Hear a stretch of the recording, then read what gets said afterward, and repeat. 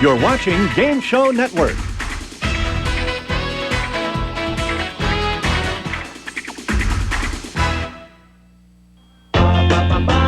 Ladies and gentlemen, Gary Moore.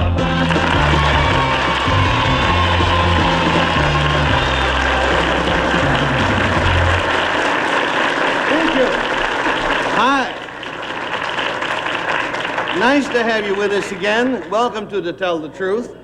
I have in front of me on the floor a rather unusual surface. Now, I will agree that probably on your home screen it doesn't look all that unusual. As a matter of fact, it doesn't look all that unusual right here either. It looks like something that you could have on the floor of your rumpus room, your den, your kitchen even, but it has some very unusual qualities, and we will demonstrate those qualities right now. Susan Buckholz, will you come out here, child? There you go, Susan. Have fun, dear. Now, Susan is not a professional skater. She's an attractive young lady, just like your daughter, or if I had one, I hope like mine would be. But this surface is the newest thing in indoor sports. You can use it in your home. You can play on it, just like Susan is doing. And Susan, thank you very much, my dear, and we're going to ask you to come back a little later on in the show. And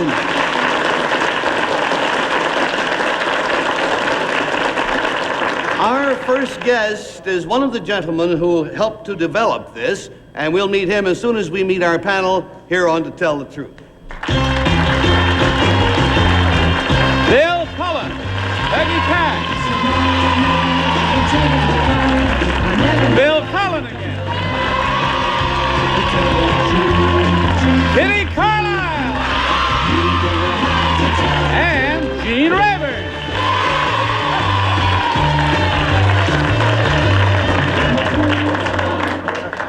Gracious, I hardly know what to comment on first. About those pants of yours, Gene. Well, I just came in to paint the set and, Woven underwater by 3 drunken genies, it looks like. a little old lady in Boston sews this stuff together. I believe it. A little old blind lady in Boston. And Kitty Carlisle, after a month's absence. Yeah. She's back, bravo. Kitty,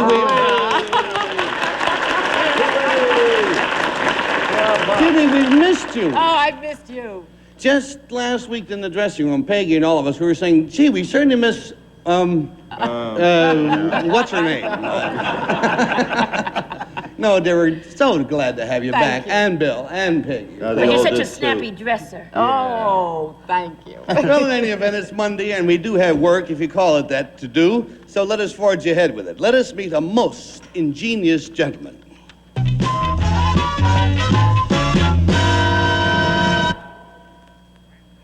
Number 1. What is your name, please? My name is Robert Kohler. Number 2. My name is Robert Kohler. Number 3. My name is Robert Kohler.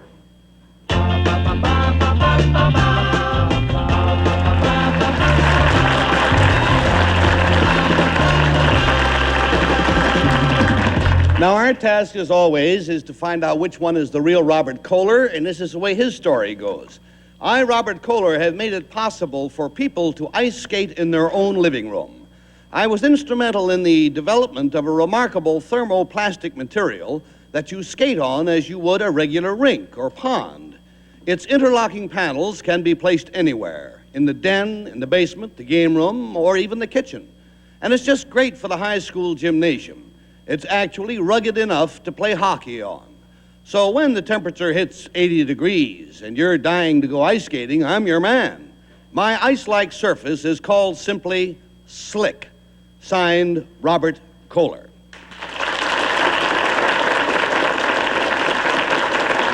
And we hope we'll be back with some slick questions from the panel right after these messages. Now, the problem up for solution is that each of these 3 gentlemen claim to be Robert Kohler, developer of Slick, a new indoor ice skating surface. And panel, you each have an example of it in front of you if you want to look at it and look at that. Taste it, smell it, jump up and down on it, whatever you want to do. And we'll start the questioning with a gal who cuts a beautiful figure wherever she is, Kitty Carlisle. Oh, thank you. I like ice skating very much. Number 1, does this ever need resurfacing? No, it does not. The ice skates don't mark it at all. Well, they can mark it slightly, but it doesn't really affect the skating. Number two, how much does it cost, let's say, that much of your interlocking boards? Well, it costs $5 a square foot. And I see. Thank you. Number three, can you dance on it? Yes, Would it be sir. good for parties in your house? Certainly. Oh, it's not too slick to dance on. No. And number two, where is this market? Where is this manufactured? It's manufactured in Sheboygan, Wisconsin. Oh, is that where you live? No, I don't live there. Oh, number one, where do you live? Paoli, Pennsylvania. And is that where you make it? That's great. Number three, what's it made out of? Basically vinyl. And what else?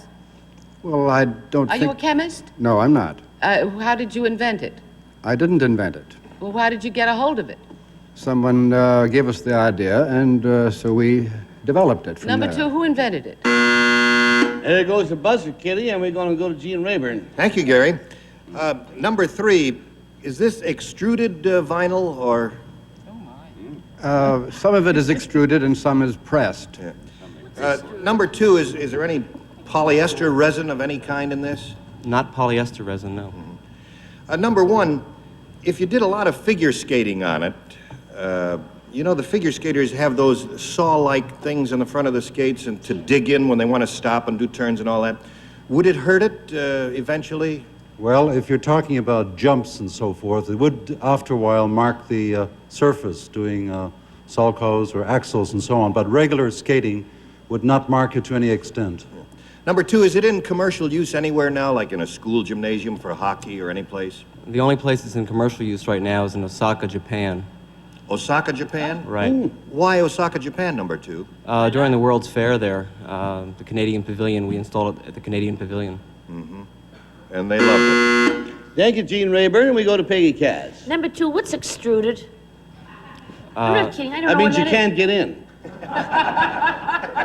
Like a club. Enough just no. What's extruded vinyl? Now, no kidding. Well, I'm not a chemist either, but most of this is made not by extrusion, but by thermal compression. But I still don't know what extrusion is. I'm not sure what it is either. It seems Okay. Number one, do you have to wax this stuff? It helps to wax it to get the coefficient of adhesion to improve that, but it does not necessarily have to be waxed. I feel as though I'm in chemistry class. Number three, were you some terrific ice skater, something that made you do this?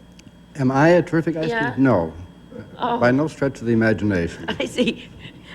Number one, if you were going to, say, do a whole hockey rink in this stuff, how much would it cost? Well, we're talking about $2. I would guess over some thousands of dollars. But let me say this, on hockey, it does slow it down by some 25%. Therefore, it is not going to be used in the near future as a professional hockey surface. You mean like Bobby Orr could only skate 75%? Oh, well, no good. That's terrible. What you're saying is that at the moment it is for the use of for the fun of amateurs as opposed to It's professional primary hockey. recreational and for practice. If indeed he is the correct one. And that takes us to Bill Cullen for the final questions. I got 3 questions. May I ask them without fear of interruption? I doubt it. First, all right. Number one, giving me a one-word description, what does this taste like? Never eaten it. All right. Number 3, one-word description. Now, don't say, what does it taste like to you, number 1? Salt. Number 2, one word. What does it taste like to you? Vinyl tile. I am finished. I rest my case. You rest your case, but you I know who the winner is. I mean, I know On who the basis of that, Sherlock? Right, don't anyone say anything. I tasted it. You said taste it. didn't you? All right, well, now, you folks at home didn't get a I taste, got but this. you did get to listen, so mark your ballots and decide whether it's number 1, or number 2, or number 3. We pay $50 for each wrong taste and $500 if nobody tasted correctly, and Kitty Carlisle starts. Well, thanks to Bill Cullen and his astute questioning, having tasted this stuff, it tastes like salt, so I tasted for number 3. All right, you tasted for number 3, and we go to Gene Rayburn. Well, yeah, I tasted it too, and number 3 said it did taste like salt, and it does indeed. But number 2 seemed so sincere and honest when he talked about Osaka, Japan. It seemed like there was some logic to that, so I marked my... You marked your slick I number did. 2. All right, and we go to Peggy Cass. I'm so mad. I thought it was number 2 that said it tasted like salt. It does taste like salt. but it was number 3 that said it. However, let's hope that Japan, I don't know. So you're stuck with it, too. You might be right. Who knows? And Bill Cullen? I'm beginning to lose my confidence now. Now. I felt the only person in the world, except someone crazy like I am, who would taste this would be the guy who developed it, right? So number 3 said salt, and mine tasted like salt, and I thought I was so smart, but I voted for number 3. I hope. Well, the dumb part about it is that I'm the one who said taste it, and I was only kidding. How did I know you'd be nuts enough to taste When it? you stuck your hand out, I made my entrance, didn't I? I do what I'm told. Oh, well, there you go, friends. Another scientific panel guest. The votes are all in. Will the real Robert Kohler please stand up?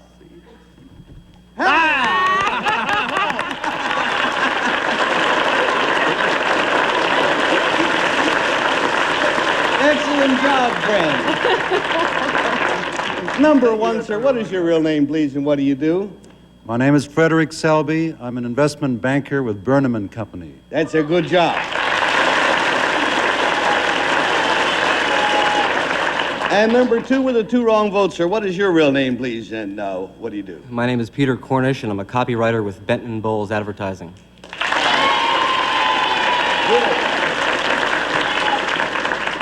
Mr. Kohler, so far we have talked about the use of this indoors. Is there any reason why you couldn't use it outdoors? In other words, if I wanted to put it, let's say, in my backyard?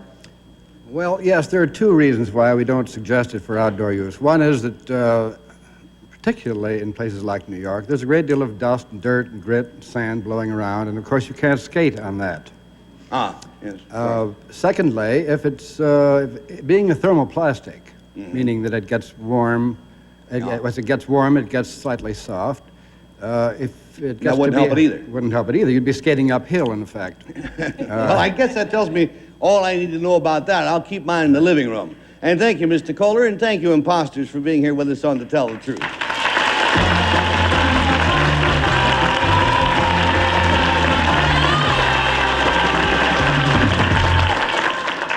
Now, speaking of taste, I believe that all of us here can testify that New York City is one place where you really can eat superbly, but generally speaking, at an unconscionable amount of money it costs. Now, our next guest says that that does not have to be so. He has made a fine art out of where to dine in New York for as much, if you want to go this high, for as much as $3 or as little as 50 cents.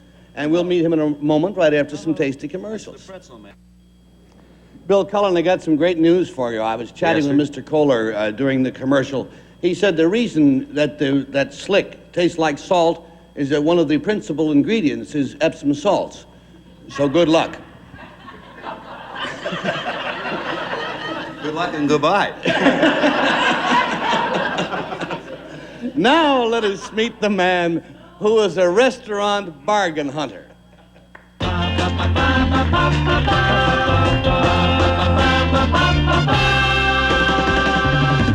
Number 1, what is your name, please? My name is Jerome Snyder. Number 2. My name is Jerome Snyder. Number 3. My name is Jerome Snyder. All righty, and here is Jerome Snyder's story. I, Jerome Snyder, am one half of a restaurant hunting team known as the Underground Gourmet. My partner, Milton Glaser, and I have long enjoyed trying to find little unknown restaurants where a good meal can be had for very little money. This interest expanded itself first into a book, which sold more than 100,000 copies in its first edition, and then into a regular column in New York Magazine. In them, we told where in New York a reader of the Underground Gourmet can buy a Puerto Rican lobster plate for $1.50, a mixed plate of Chinese appetizers for $1, and 1/2 a sheep's head for 50 cents. Alas, inflation is present even in the world of the Underground Gourmet. Our book used to be about where in New York to buy a good meal for less than $2. But the latest edition says where to find great meals in New York for less than $3. Signed, Jerome Snyder.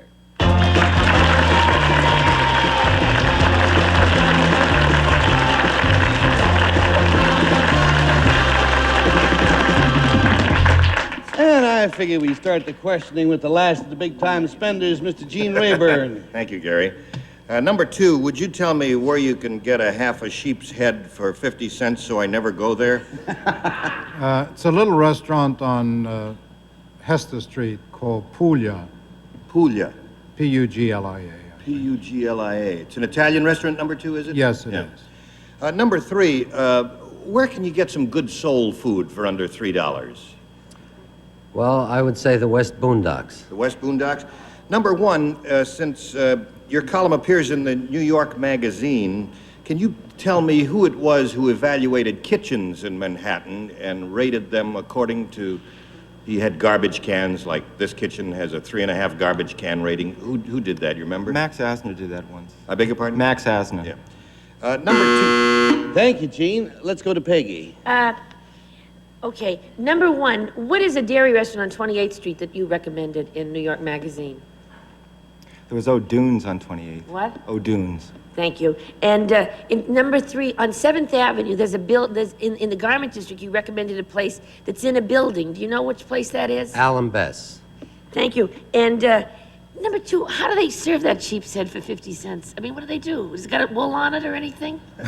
I mean, How do they say? I was going to say by hand. They said. It's served in a sauce. oh, gosh. Number 3, in New York Magazine, you have a girl that writes named Gail Green, right? Who's the culture maven that she always is eating with in that mag? I want to know who that is. Do you know? That's her husband. Oh, why is he called a And thank you, Peggy. We're going to go to Bill Cullen. You know that magazine pretty well, don't you? I love New York It Magazine. is in my estimation, to depart from our job here, it is in my estimation, Usually do. but it's the best magazine do you agree? I love Absolutely. it. I It's love a it. sensational magazine, New York, and I'm so happy. Gold, who's not nice to Marta or Beth. Well, I don't agree with Simon either, but you can't Oh, have everything. him. Yeah, he's Forget forget. him. Hey, Let me tell you Bill. who else I don't like in this Hey, Bill. magazine. Come Clay on, Philp. darling. I beg your Hey, pardon? Bill. Oh, You remember the name of the game? The fellows are over there. I've got a secret. How about that? Okay. Yeah. Now let's see. Anyway, I've taken. I'm going to take another piece of my And so, ice cream stick after here. all those questions from Bill Cullen, now we go to Kitty. Number 1, where do they serve the best Chinese appetizers for $1? Shun Chin. Where's that? In Chinatown. Well, now, we've had all kinds of restaurants recommended to us, number 2, but they're mostly downtown, either in the Village or Chinatown. And you can get a meal for $3, I understand that. How much does it cost you to get around to these places? They can't all be in the same place. It must cost you a fortune, You mean number 2. for travel? Or Yeah, for travel. There's always the subway or the bus. Are you kidding? My dear. Not safe. Number 3. Say that? What? Oh, you don't say that. Okay. Number 3, how do you get, where is the place around, let's say in the 60s, where you can get a meal on the east side for $3? There is no place in the 60s. You If see? you'll read the book, you... There goes the right. bell. Kitty, all I can say to you is if you stand on the subway with half a sheep's head under your arm, nobody's going to bother you. They won't even come close to you. But on the basis of what we've learned or haven't learned, particularly Bill Cullen's testimony, let us vote for number 1, or for number 2, or for number 3. It costs us $50 for each rotten guess and $500 if none of the guesses is any good. And Gene starts. Gary, I think I've outfoxed him. You see, now, normally the producers would say, well, put the skinny guy on number 1, because everybody say, well, everybody will vote for him, because, you know.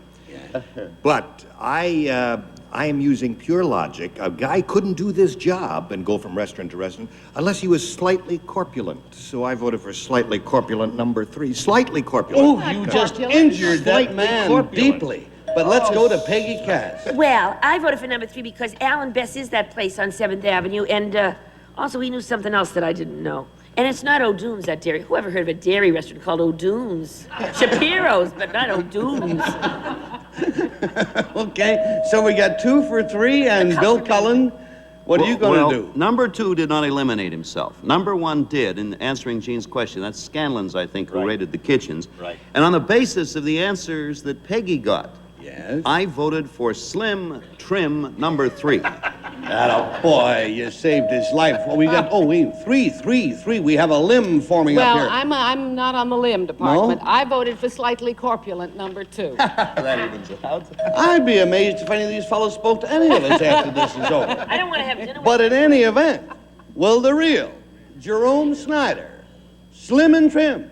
Please stand up. There you go.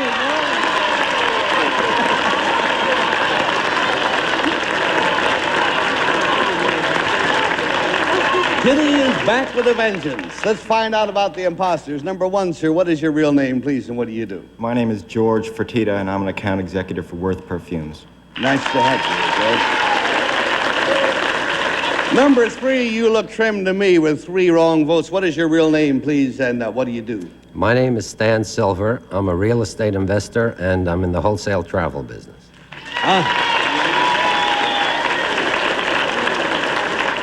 Jerry Snyder, you talked about how the price of cheap food has gone up. How about the fact that this book of yours, which is a paperback, and most paperbacks sell for $1.25, how come this sells for $2.50? Well, I presume we're just victims of the rising cost of living, and we didn't want to fight the mainstream in that regard. All right, well, thank you, Jerry, and thank you, imposters, for being here with us on To Tell the Truth. Take care.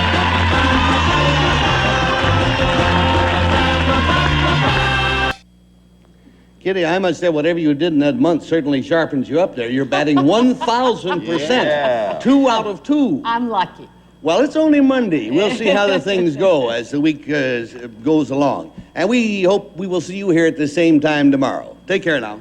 Transportation and other considerations provided by Chevrolet feature the 1971 Impala. More wheelbase, more glass, more sound-deadening materials, all at a very Chevrolet price. Hotel accommodations, courtesy of the luxurious Park Sheraton Hotel, home of the famous Mermaid Room, right in the heart of Manhattan and convenient to everything. Prizes or product mentions were furnished and or paid for by the manufacturers or supplier of the products or services identified on this program. The services of skater Susan Buckholz were furnished and paid for by Vinyl Plastics Incorporated. This is Johnny Olson speaking for To Tell the Truth, a Mark Goodson, Bill Todman production.